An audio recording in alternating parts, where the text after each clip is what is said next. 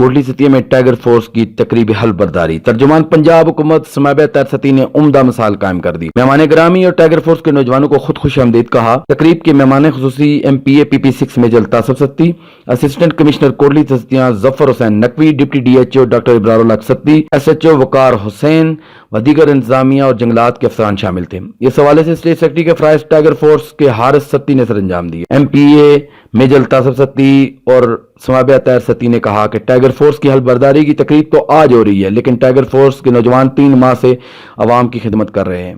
Corona کی وجہ سے جب چند خاندان قرنطینہ ہوئے تو دیر کوٹ ستیاں سے لے کر بتیاں تک ٹائیگر فورس کے عوام تک راشن پہنچانے کی ویڈیو جب سوشل میڈیا پر وائرل ہوئی تو عثمان ڈار نے اپنے ٹویٹر ہینڈل سے اس ویڈیو کو شیئر کر کے کوٹلی ستیاں کے ٹائیگر کو خراج تحسین پیش کیا۔ وزیر اعلیٰ پنجاب سے جب سمابہ طاہر ستی کی ملاقات ہوئی تو تب بھی ٹائیگر فورس کوٹلی ستیاں کی تعریف کی گئی۔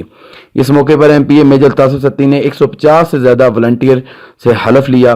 تقریب میں ایڈوکیٹ افتخار ستی، عالم زیب، انعام الحق، جواد، فخر عالم، ثاقب سبیر، اسرار ستی، راجہ سجاد، عاطف سعید، وسیم احمد، ذیشان خالق، شراز ساغر، عباد الرحمان ستی، صدام قدوس ستی، رمیز ستی و کوارڈینیٹر عقیل ستی اور پاکستان تحریک انصاف کے کارکنان اور ٹائیگر فورس کی بڑی تعداد موجود تھی۔